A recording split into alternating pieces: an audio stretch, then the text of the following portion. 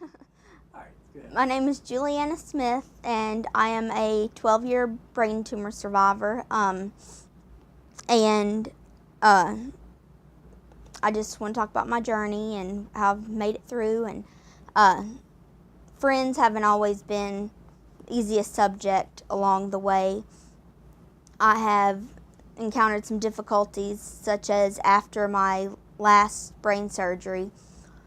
I came back to school and it was like my friends weren't even there, and I had never been friends with them, which is very difficult when that is when you need the most support of people and you need to be able to lean on people at that time. And I know that they were scared too, but it just made it difficult and I shied away. But I have finally gotten my courage back up and been making friends. And if somebody doesn't want to be my friend, I just whatever, and I go on to the next person. And I've made lots of friends lately and gotten over that, so that's been a hurdle I've gotten over.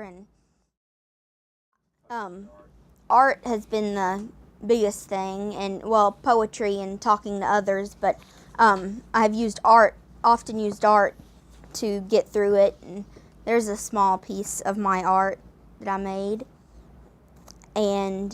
but here's my big piece, and the theme actually goes along with my journey through cancer. That was the theme for this, and it is about the Locks of Love Foundation too, which I have donated my hair to a few times, just in support of my journey and helping others throughout their journeys. And the braids around the edges or represent the hair that, for the Locks of Love Foundation, and the hands in the center just represent togetherness and hope, sharing hope together. And then the kites and the airplanes and things represent just, freedom and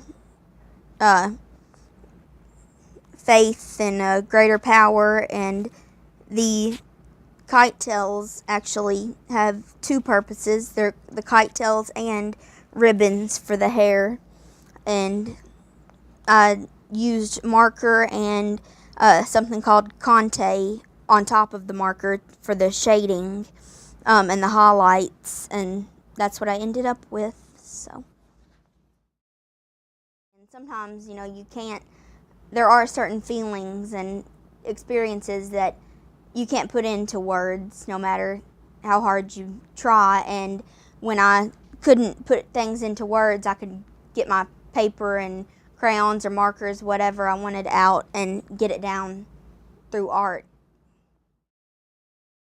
Watching me, because I've matured so quickly socially and emotionally because of all of this, which is just kind of natural, I think, watching the other kids I've grown up with who have been through that too. And so that became quite difficult at school. Like I was saying, I'm going to go socially, and it hasn't really, my younger brother was so little when I went to chemo treatments and things that he doesn't really know any different. He would just go play with those kids, and I think it has helped as far as him, because he has seen that there are different people, and he's been exposed to the, a bald kid who's going through chemotherapy, and he knows he doesn't have to shy away from that in the real world if he comes in contact with someone like that. So,